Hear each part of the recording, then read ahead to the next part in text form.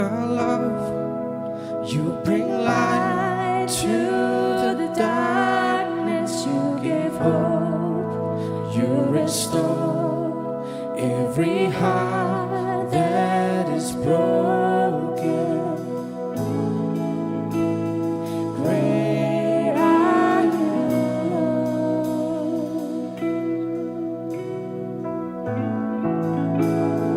Great are you. You give life. You are love. You bring light to the darkness. You give hope. You restore every heart that is broken. Great are you, Lord.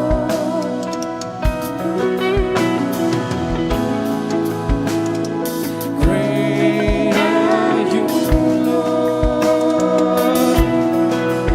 It's your breath in our lungs, so we pour out our praise, pour out our praise. It's your breath in our lungs, so we pour out our praise to you only. It's your breath in our lungs, so we pour out our praise, pour out our praise. It's your breath in our lungs, so we pour out our praise to you only. Great are you,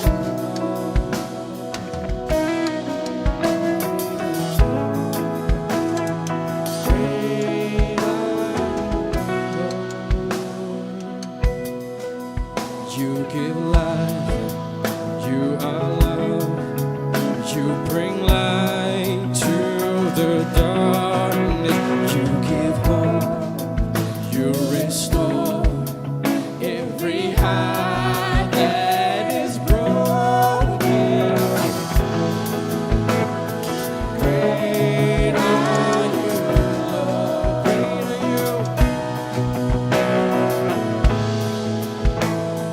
Great are you, Lord.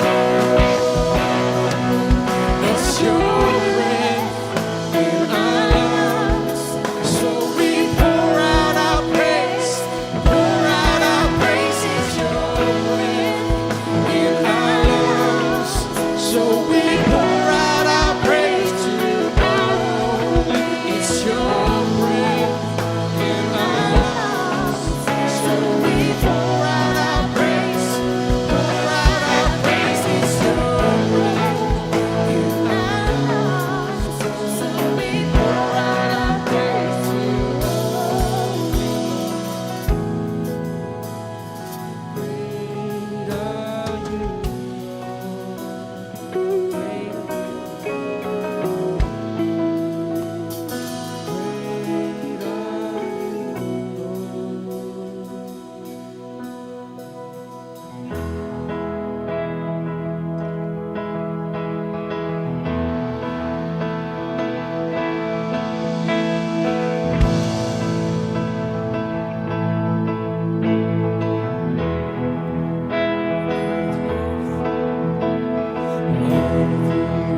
We'll shout your praise, our hearts will cry, these bones will sing. Great are you, Lord. And all the earth will shout your praise, our hearts will cry, these bones will sing. Great are you, Lord.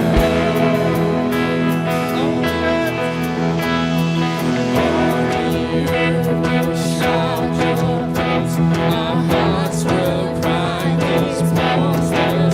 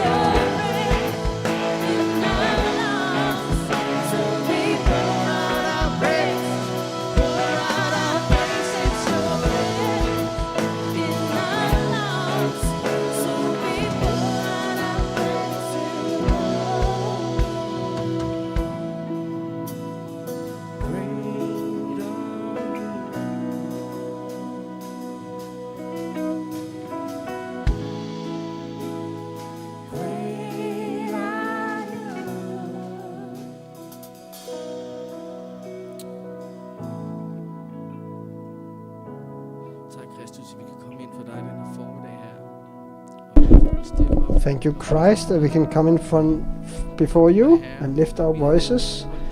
You are Lord, and you are the one who gives life. Thank you, Lord, that we can stand here and together sing to you. Thank you, Christ. We praise you.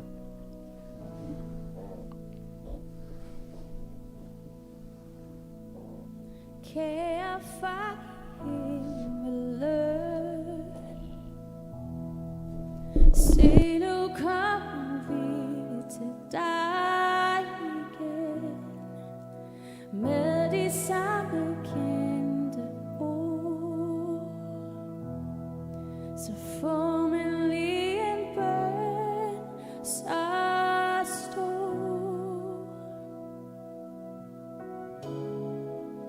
Gud, vi har brug for dig, brug for dig. Ja, vi har brug for dig.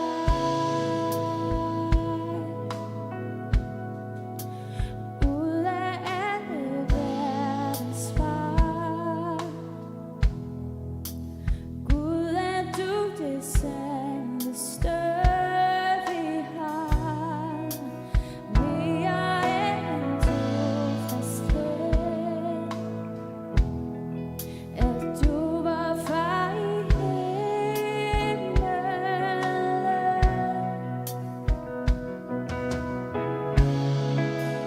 Gud, vi har brug for dig, brug for dig. Ja, vi har brug for dig. Gud, vi har brug for dig, brug for dig. Ja, vi har brug for dig.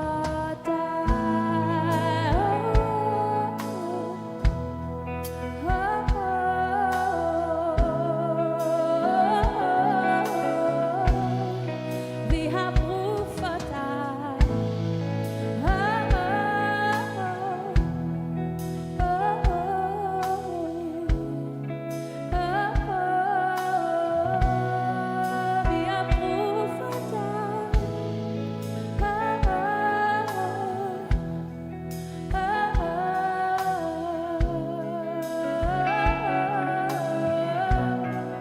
Vi har brug for dig.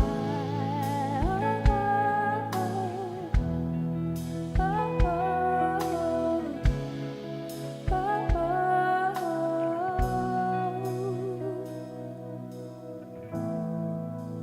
Giv os din velsignelse, mere af din helbredelse. Lad os din tilgivelse, vi har brug for dig.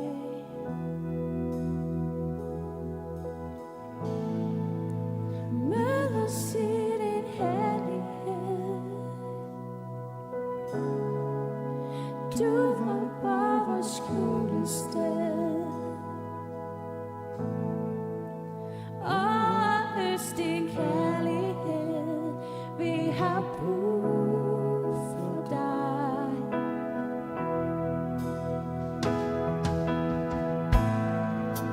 Vis os det dit åndesvær, grib vort hjerte mere og mere. Led os, lad det vilje ske, vi har brug for dig.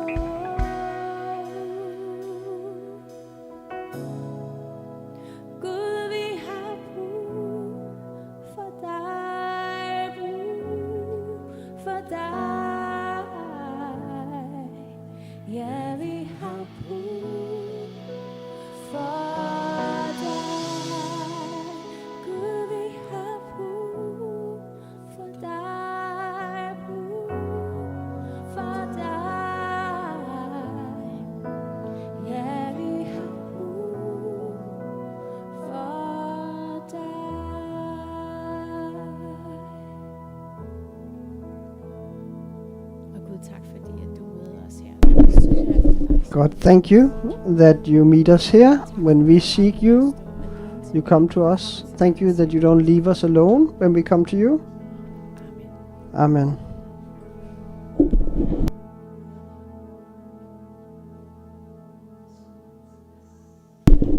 Please be seated. It's great to sing to God together. My name is Katrine. I'm the children's pastor in this church. And now we have children's church. It's for all children from 2 to 12. 2 to 3 will need an adult to join with them. You go behind here. The 4 to 9 go in front at the staircase. And 10 to 12 also go behind, down to the basement. And we go now. While the children are going out, then we can see the vision for the children's church. What is it? What kind of children's church do we have? We believe that children have a inborn spirituality, and they are part of the church fellowship despite their age. That they can walk with Him in everyday life and spread their love and presence wherever they are. It should also be the vision for us as adults, but it's also the vision for the children's church. So hooray for that. The first Sunday in the spring. It is spring. It makes you so happy on the inside. Then it's great inner joy that it's spring. Thank you for the worship. If you have just joined us, you're welcome. If you're a guest or new person, a special welcome to you. Also, if you're online, we are all welcome here.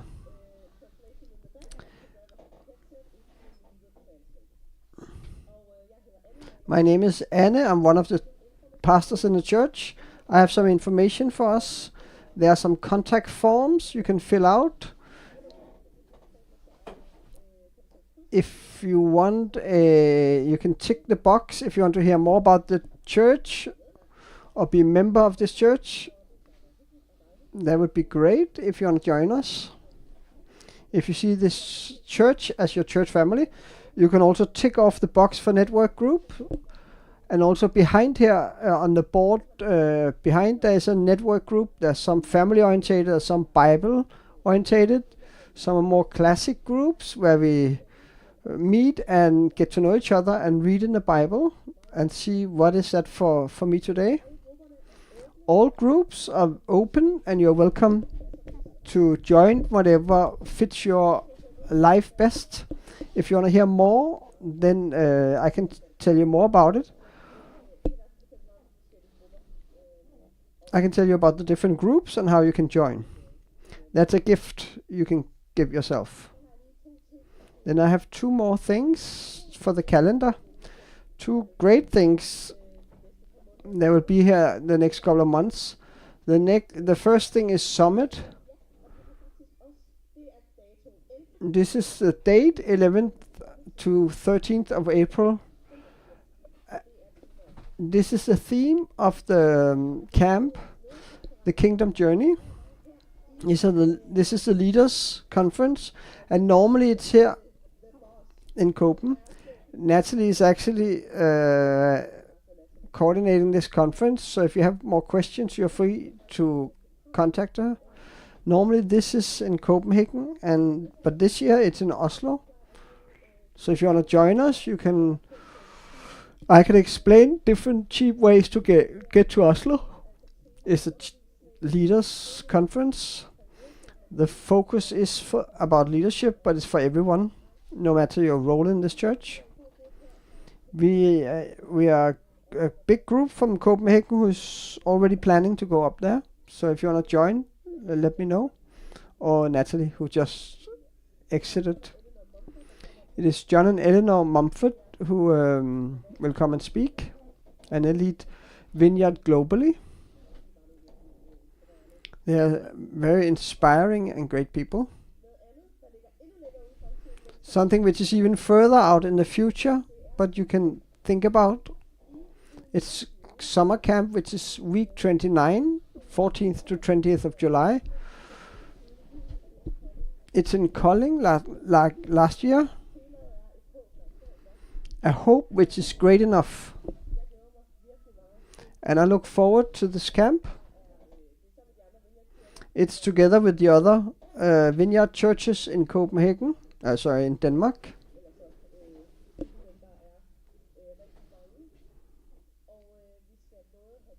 We will have time for teaching and worship. There'll be a lot of afternoon activities, very specific for children. There's for adults. There's cozy time in a night cafe and camping. If you want to hear more, please contact me. I'm one of the camp managers, so I know lots about it. There's also a website that has come up. There's something about how you can spend the night and the prices. So check this out. So we normally a big group from here. It's like that's where we do a holiday in the summer. So where we have a week where we have a great time together, but also where we get input for our faith and our thoughts about how spiritual life can work in our life. So put that in your calendar.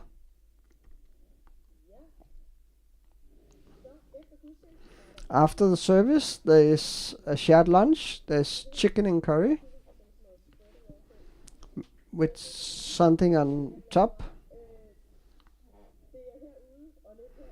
It is in the hall here and outside in the cafe. So if you want to invest into the fellowship while you're eating some great food, then there's an opportunity for that. There's 40 crowns per person. Now we'll have a coffee break. We have a vision here about being including, inspiring, and involving.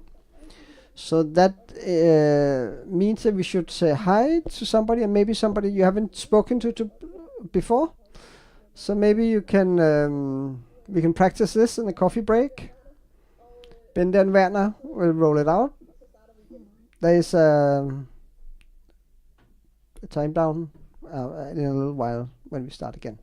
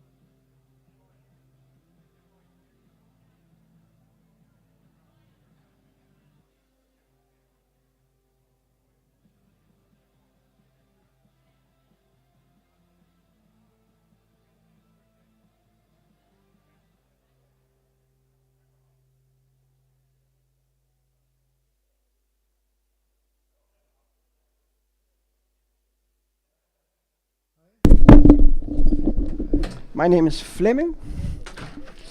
My parents still think it's a nice name. I'm part of the church and pastor. My wife Anne, who I'm married to, is not the one Anne who said welcome before. We are going to Portugal for 10 days, so we're not coming next Sunday. Please pray that we get a good trip. Sometimes things get in the way. Last year we went with some colleagues. Last year we couldn't go because Anne's mom died, and now we have been invited again, so we're going down there. Now it's about something completely different. We have an ambition in this church to be an including and involving and we keep reminding each other about that. We want to be including in big and small things, in the moment and in the long term, from caring in the coffee break to planting of new churches, with the target to include even more people around the world, around Denmark.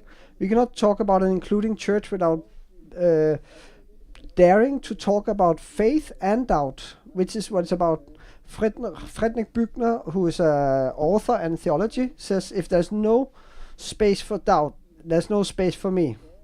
So an including church is to be make space for faith, but also for doubt. Let me make this clear from the beginning. I really hope that you can feel part of this including church family, whether you are doubting or always doubting. We don't want a culture in this church where you're being told you just have to believe. Here you don't have to be develop a faith as an entry ticket. You don't have to be part. You don't have to agree with every viewpoint in this fellowship. We want to be an including church family where we can be inspiring, where we give space for both doubt and faith. For the truth is that we don't always believe without doubting.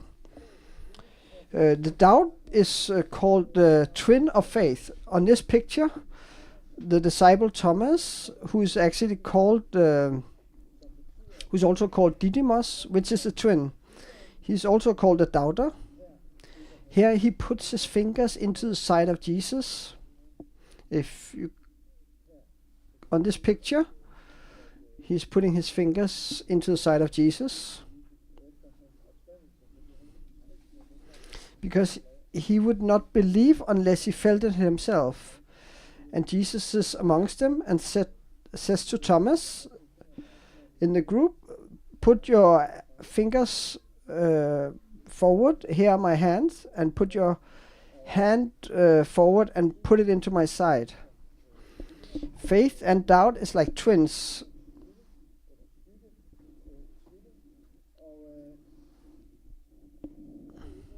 This is no surprise that faith and doubt in us is sometimes difficult to get along, but we also need to know that our soul can include both doubt and faith.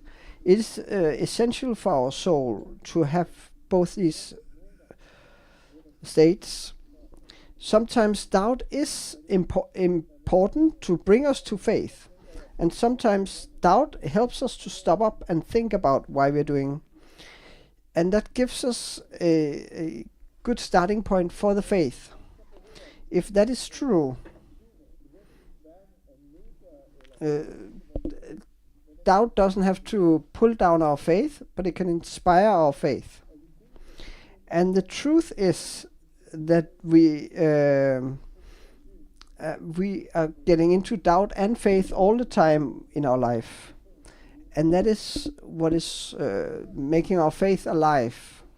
So as an including church, we cannot accept that doubt has a bad reputation. doubt is welcome here. We want to inspire to faith.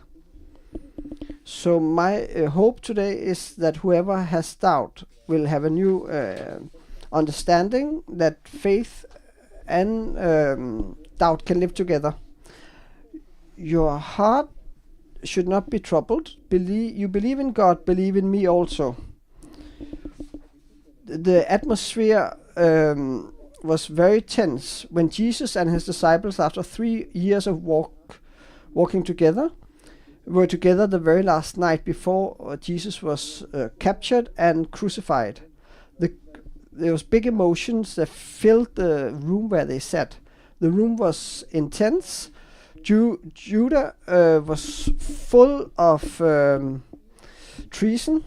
Peter swore his eternal allegiance to Jesus and said that I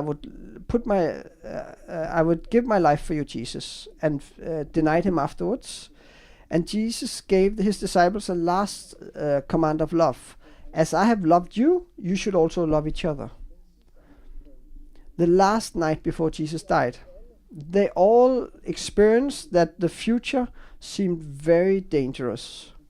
Peter, who understood that Jesus was about to leave them, described very touching this great confusion by asking Jesus, "Lord, where are you going?" Peter is putting words to our doubt when we feel alone and forgotten. Lord, where do you go? Where are you, God? Maybe you have also felt like this in some situations where you have felt powerless and alone, and you have cried out to God, "Where are you?" So the disciples were very concerned, and not without reason. The week before, they have experienced Jesus walked into Jerusalem, where on Palm Sunday Jesus entered into Jerusalem, but the excitement had suddenly taken a demonic turn. So it's a strange atmosphere. The atmosphere was warning, and adrenaline was full, and they're all nervous and cautious. It was like the dark had covered the place. It was not wrong, because the history of the world was just about to creep together on a small hill outside Jerusalem. So evil was progressing, and in the middle of this very tense atmosphere, Jesus cuts through and helps the disciples to focus. Your hearts should not be troubled. Believe in God and believe also in me. And maybe this is also important for us today. There is no doubt in the words of Jesus. Your heart should not be troubled. Believe in God and believe in me. Jesus attempts to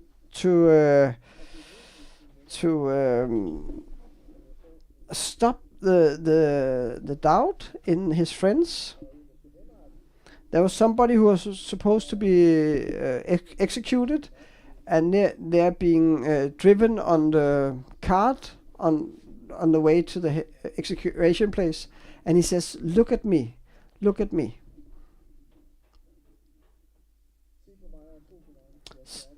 Look at me and believe in me, and your heart should not be troubled. The voice was not complaining, but it was loving. Jesus knew that the catastrophe would hit his disciples, not just himself. He saw for him that they would leave Golgotha with a hopelessness, because they would experience that what they have been together for the last 3 years would suddenly be lost. Jesus knew that the faith alone would carry them through this catastrophic situation. And he says, "Believe in me." I often need Jesus say the same to me. Your heart should not be hardened. believe in God and believe in me. That's a very big encouragement in the catastrophic moment. Hold on to the future in faith, because faith is the way forward. Doubt is a dead end. My faith is my solution now and in the future. But I also notice that the words of Jesus gives me a choice. Will I let faith lead me into peace, or will I make doubt lead me to hopelessness? What do you choose? Both doubt and faith is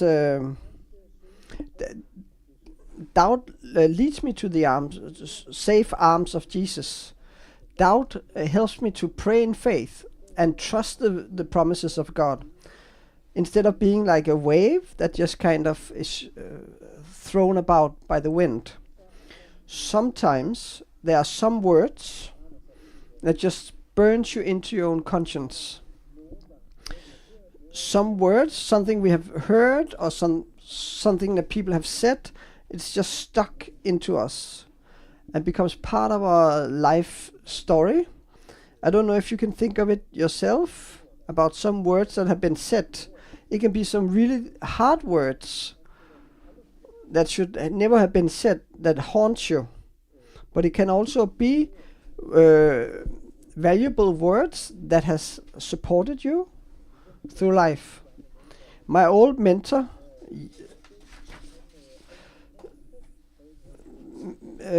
gave a wonderful sermon some years back, where he said,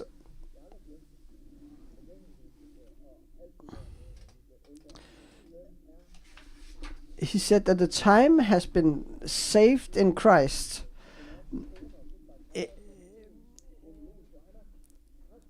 He has saved everything. I have another friend who's called Tom Murphy. He gave me a question that was very special to me. In a very difficult situation, my wife Anne and I have never been in. It was all about sickness, and Tom just said, made the sentence. He just said, perhaps you should trust God on this one. It can be very provoking to be told that you need to have trust to God in God when you are gripped by fear. I was very fearful long afterwards, but as the years goes by, I have found a lot of comfort in these words. Perhaps you should trust God on this one. Because those words have value for me. They have shown me a way out of fear and into the arms of Jesus. This sentence have meant a lot to me. And I've also realized that I need to trust Jesus no matter whether it goes the way I expect or not. Maybe you can just stop for a moment and ask. Maybe you can ask yourself, what can make you fearful? Maybe you have control over everything. But what can make me fearful? I can also rephrase it positively. What is it that I need God most for at the moment in my life? What do I need God for mostly in my life right now? And then I want to give you this encouragement. Perhaps you should trust God on this one. And then I would like to add, maybe you should not only trust God if it goes as you expect, not only if you get healed, not only if you get out of the lonesomeness, if you get out of depression, or if you find a life partner, or if you find a dream job, if you get out of debt, and with if and if. But if these ifs, they can become like a contract with God, where we insist that is very understandable, because all these ifs are the correct solution to us. And if God deals with that, then he's really there. But all these ifs are just a very, very poor attempt to push doubt out. Our faith should not be around circumstances, but towards Jesus. It is not the circumstances that should confirm God's existence for us. We need God's presence to confirm his existence. That is what we really need. We need his presence. I have even made up my own philosophy that a strong faith in Jesus can give some space for doubt in our circumstances. It's beyond my control. But I choose to trust God on this one. Even if it doesn't happen the way I prefer it. And it can be very releasing to give doubt some room. So it shouldn't always go exactly the way we want it. It can go differently. It will go differently. Sometimes. So I don't know how many ifs you have in your life, but revoke that contract today. I want to show you what is the contract that God wants to do with you. Your heart should not be troubled. Believe in God and believe in me. That's a contract that should make you hold on to Jesus no matter the circumstances, and throw myself into his arms, his embrace. I want to fix my eyes on him. John Wimber, who was one of the founder of Vineyard. Faith is to throw yourself out from the 10-meter diving board and hope that God fills the pool before you land. Sometimes you just have to act in faith and believe God exists. Like the steering rod on a ship that only works the moment the ship actually sails out. So Jesus' loving command for his disciples last night was to act on their faith in the middle of the circumstances. Jesus has never promised them a careless life. He promised them, in this world you have challenges. And for some people, when they follow Jesus, they even get more troubles. Troubles is not the only song we sing. We have many other praises to sing. So maybe we should stop for a moment and think about how great it is that we can get together here on a Sunday and together worship Jesus to our encouragement and strengthening.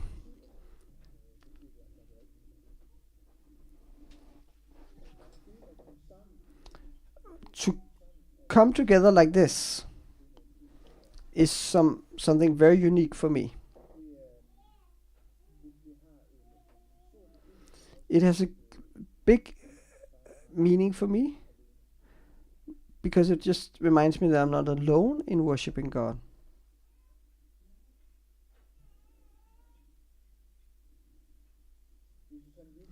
Jesus knew that the discomfort in the hearts of the disciples was temporary.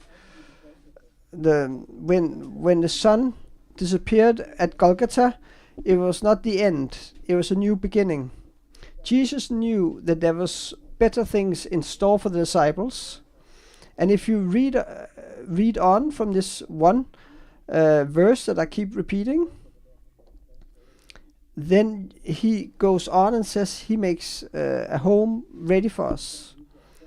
Because the resurrection of Jesus drives away the darkness. It puts everything in perspective.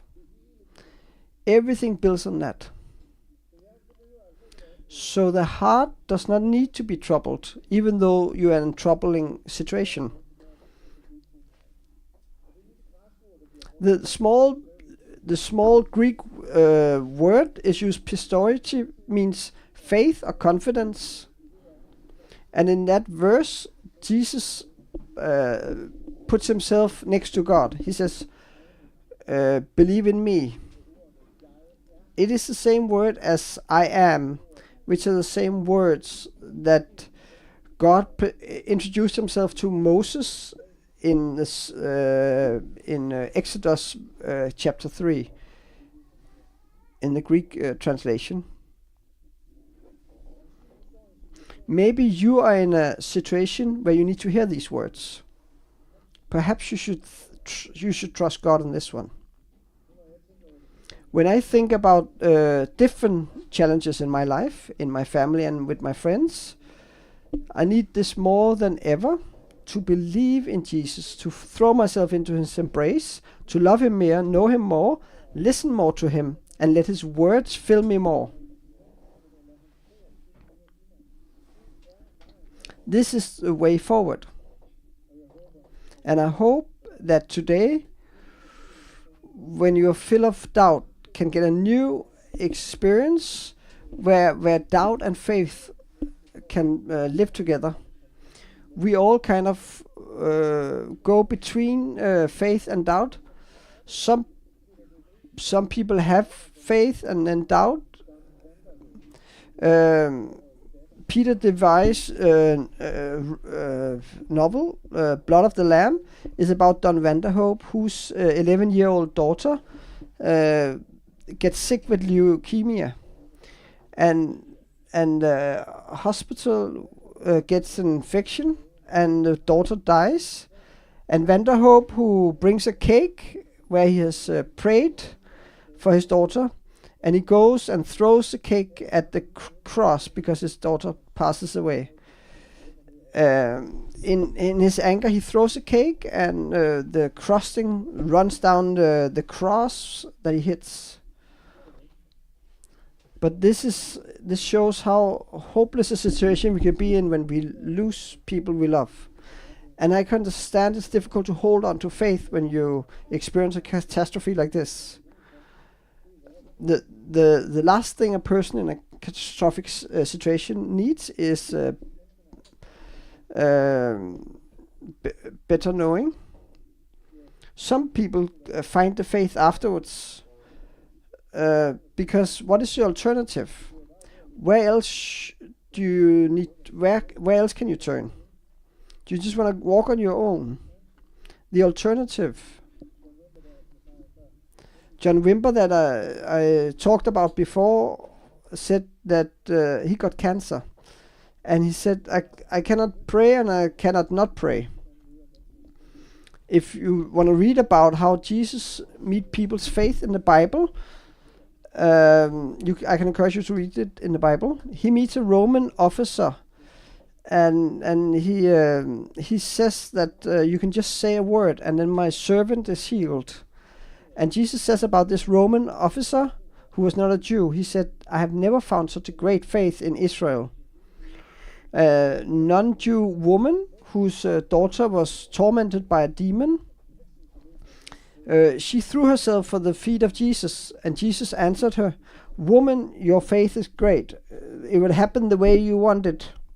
I've always found it a little difficult when Jesus commented on the size of people's faith. It becomes a little performance-like. But in contrast to this, Jesus is surrounding himself with people who especially should be having faith.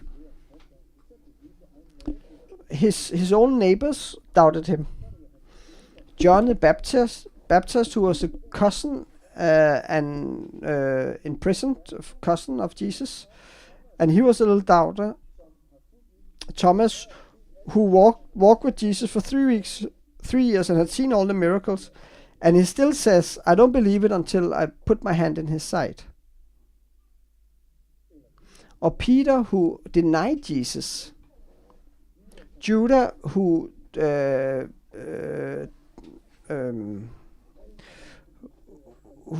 was a traitor to Jesus. All of these followed Jesus for 3 years. They could all relate to a desperate father who came because the father threw his son around. So the father shouts out, "If you can do something, have mercy on us." And Jesus said, if everything is possible for the ones who believe, and suddenly the son's father shouted out, "I believe, help my unbelief. I have faith and I have doubt at the same time." And that's where faith comes into play. In the middle of disbelief, Jesus comes in, and that is the reality of the desperate father. He asked Jesus for help, and as a answer to prayer, Jesus throws out an evil spirit from the son, and he heals him completely.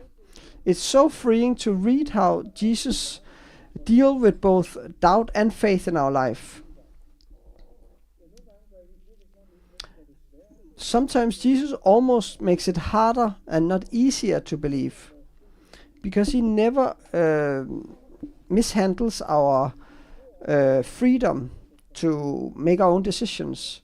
Jesus showed the great concern and understanding for Peter's denial of himself. The story of the prodigal son in Luke 15 is all about how the father forgives his son. The book of Job, Ecclesiastes, Psalms, and Philip Yancey, the author, says the skeleton in the closet is doubt. The best way to treat a skeleton is to take it out of the closet and call it what it is. It's like a frame where there is growing living tissue. Doubt is not the enemy of faith. It's connected to faith.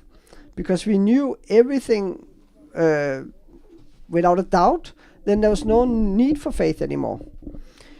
Some Christians want some kind of science where every doubt disappears.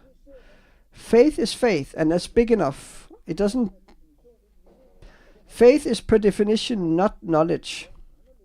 It has never been Jesus' thought it should be different. He has designed us that way. Not that I should know something for certain.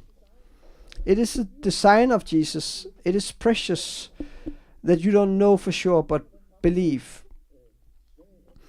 So when faith seems small and weak, that is exactly how it's supposed to be. But that is big enough.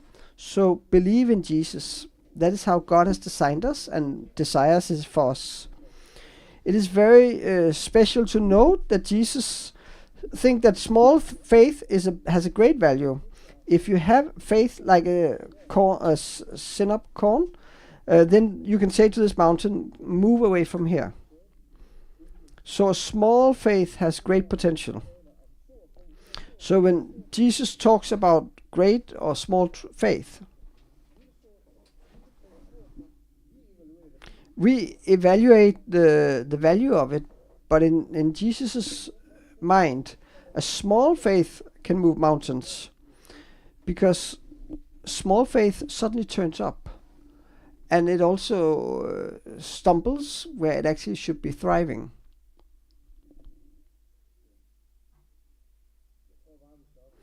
I think we should stop here.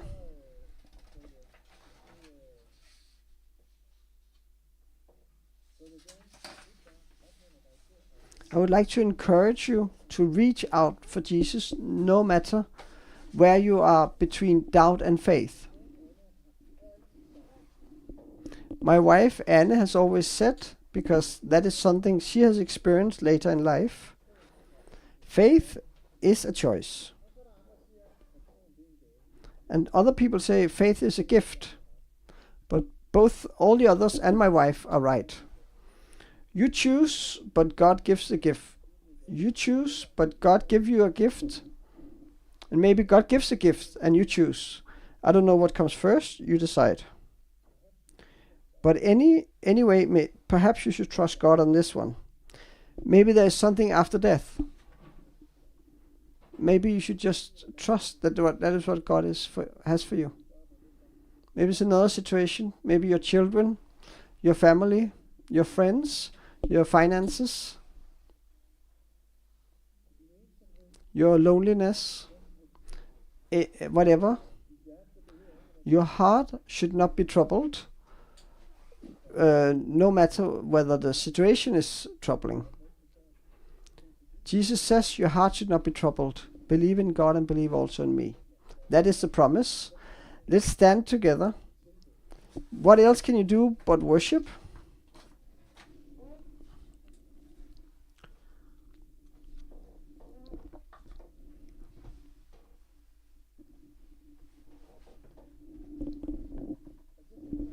I think what we should do now is very simple.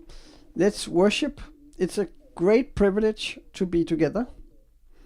As a church, whether you're a guest or you come here regularly, we are together now.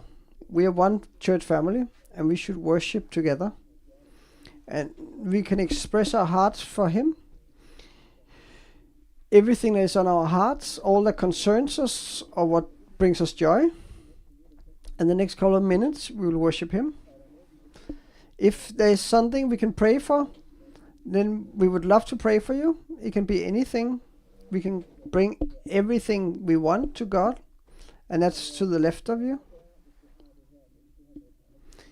And perhaps you should trust God on this one. Maybe it should have spoken to you like it spoke to me. If there is an area in your life where you think, this area, that's an area where I have fought for a long time and I need to decide to put my trust in God for this, then you could come and be prayed for and mention the things.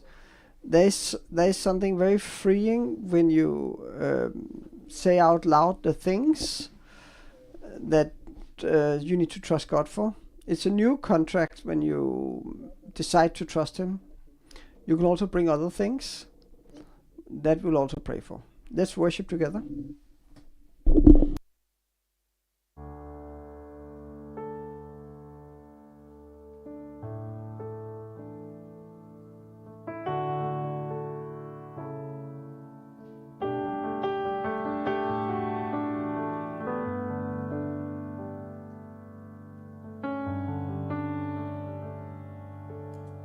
You are a refuge and strength, everlasting one. You are the light that shines in the darkest place. When the mountains shake,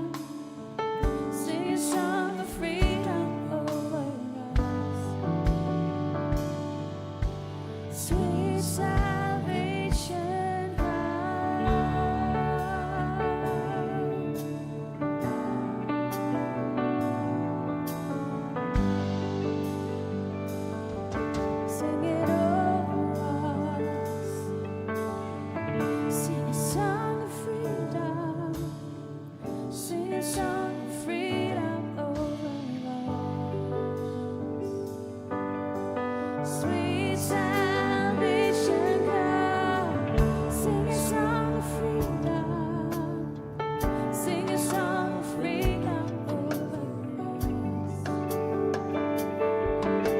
us. Sweet salvation come, sing a song of freedom, sing a song of freedom over us. Sweet salvation come.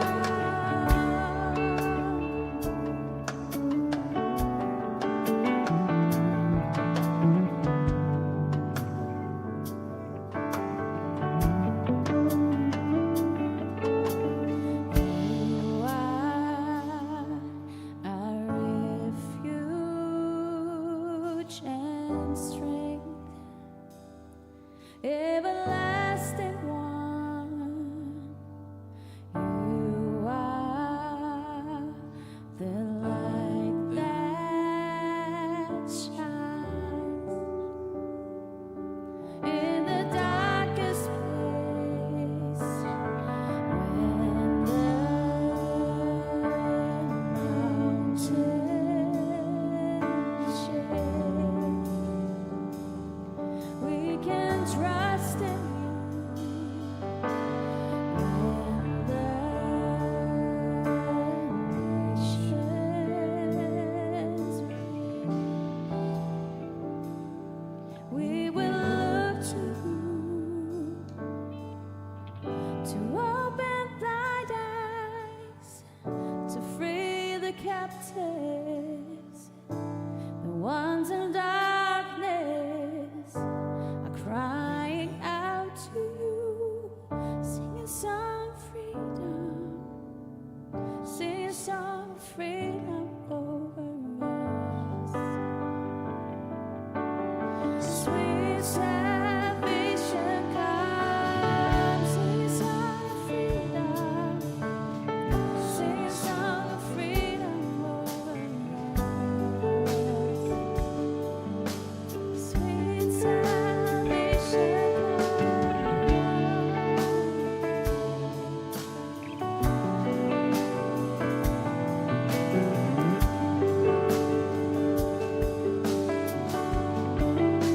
we can trust in you, we can trust in you.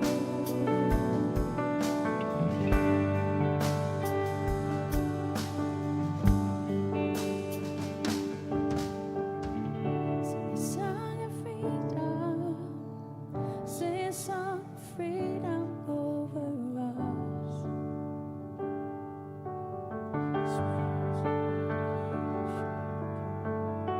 Sing a song of freedom, sing a song of freedom over us.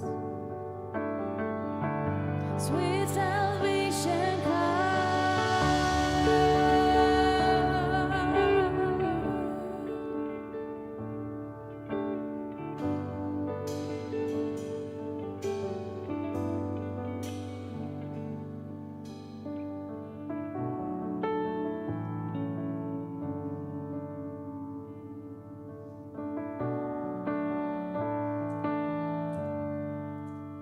In the glory of your presence, I find rest for my soul. In the depths of your love, I find peace, makes me whole.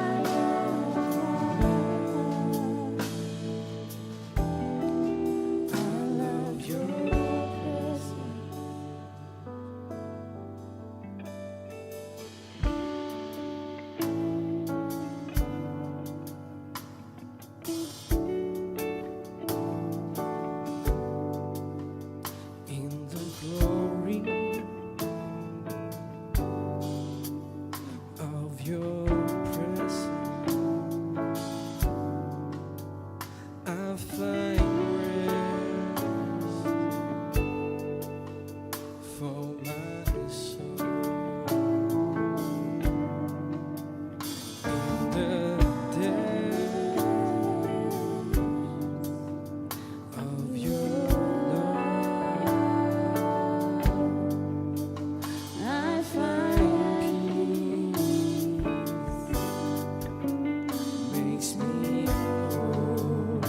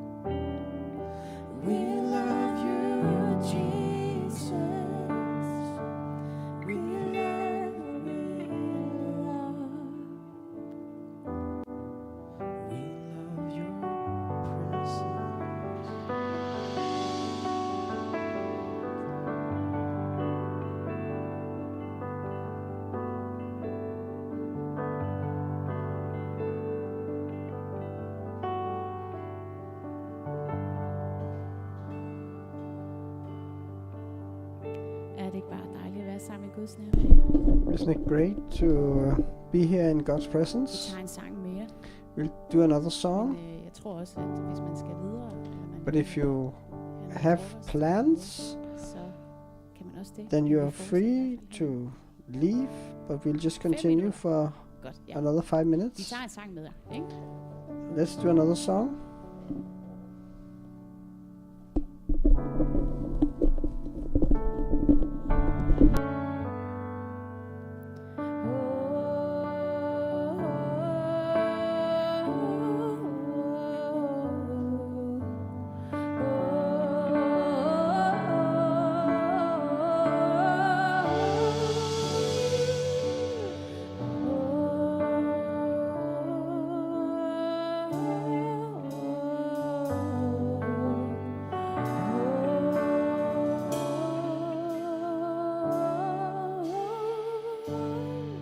You unravel me with a melody.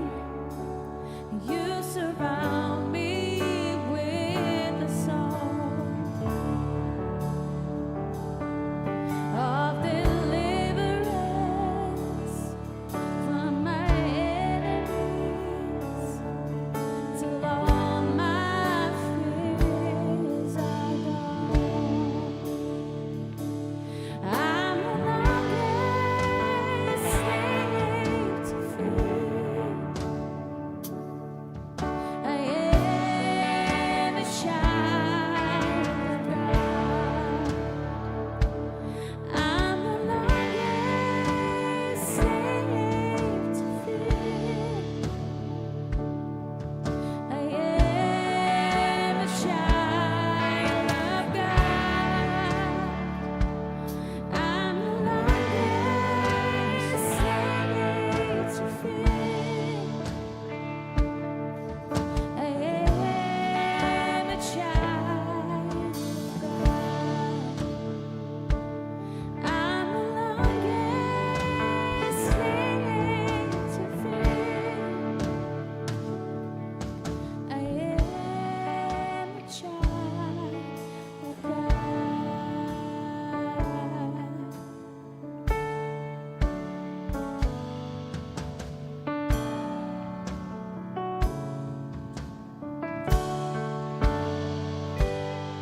From my mother's womb, you have chosen me. Love has called my name. I've been born again into your family. Your blood flows through my veins.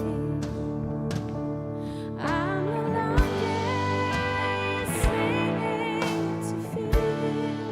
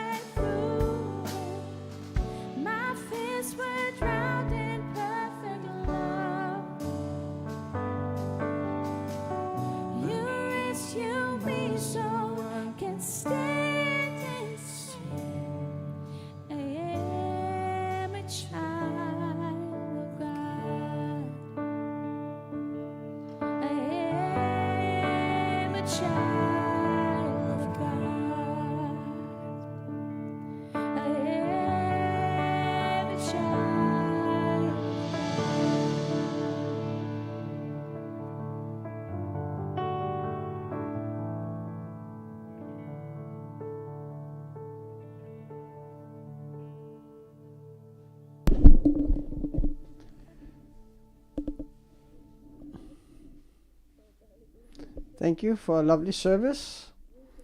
There's an opportunity to stay and have lunch together. There'll be some tables and food will be brought in. Grab hold of one of our pastors or somebody else if you want prayer and you didn't have time for it now.